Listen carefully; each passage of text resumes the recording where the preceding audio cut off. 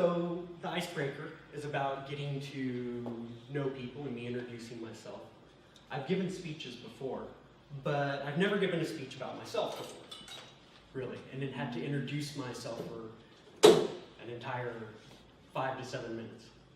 So this was actually very, very challenging for me, and I decided, what is the best way to introduce yourself and tell a group of people about who you are?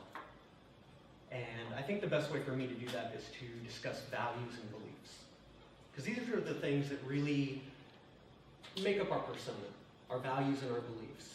In all other ways, physically, we're very, very, very similar, but these things really differentiate us and actually depend on how we see our world.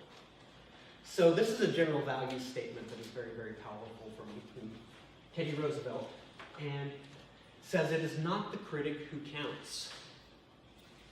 It is not the man who points out how the strong have stumbled or how the doer of deeds could have done better.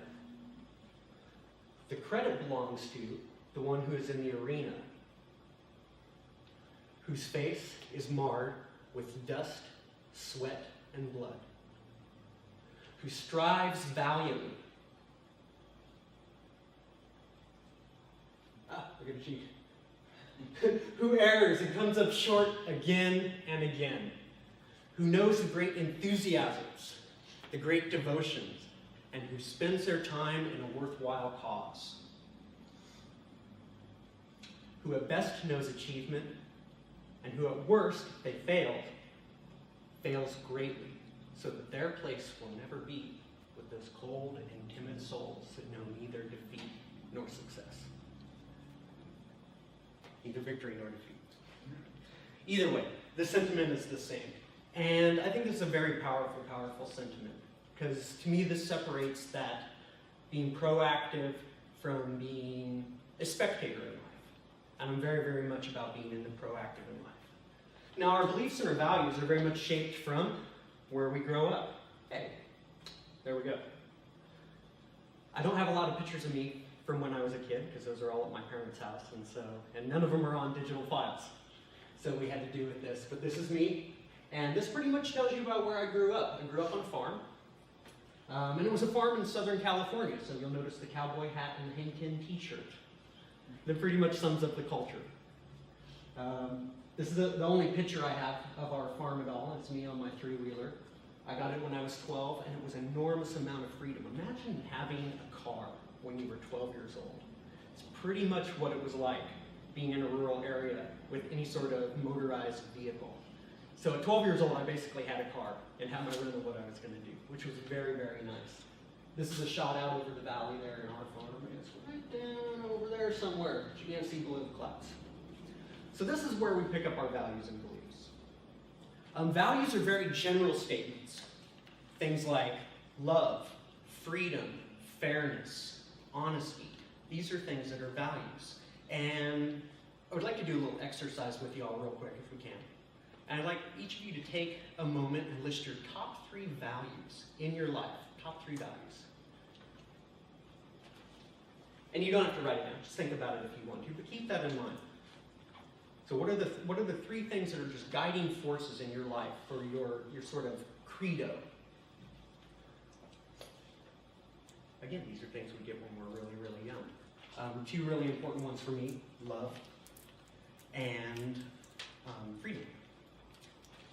The freedom one, particularly in the United States and the Americas in general, is, wow, already goes so quick. Are very, very general and are very much shared. That led me along to my next thing, my beliefs.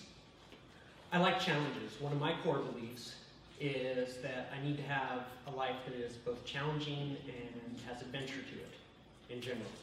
Otherwise, I get very, very, very bored. And so what that belief system led me to was Austin, Texas, and starting the Austin Martial Arts Academy with my friends here and all of our students here. Or that's not all of them, but a large group of them. This is what actually brought me to Austin, Texas. I was living in Los Angeles at the time, and the LA riots went on while I was there. I thought, this might be a good time for me to move. I'm kind of not liking how it's feeling around here these days. So I went traveling around visiting a bunch of my friends.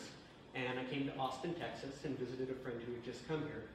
And this gentleman right here, John Hewitt, and he said, well, you know what, I'm starting up a martial arts school. Would you like to join me? I said, yeah, cool. And so that was the next 16 years of my life spent here teaching martial arts in Austin, Texas, which was a wonderful, wonderful experience. And what led me into the way that I approach things, and actually to UT eventually, which was a behavioral-based model for conflict. Conflict doesn't just appear out of nowhere. There are precursors to it. Now, in the martial arts world, we would talk about, we think of the fight. You know, in the business world, that could be a negotiation. So we think about the fight, but what led up to it? What got you there? And if you can work on those things beforehand to win the fight before the fight ever even starts.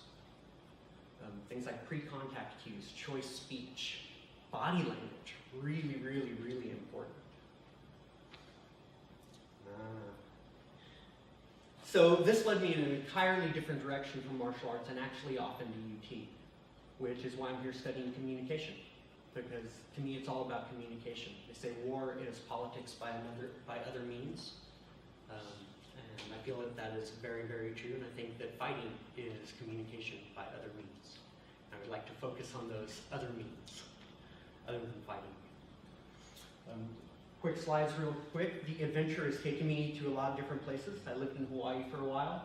That is a volcano behind me. That was pretty cool.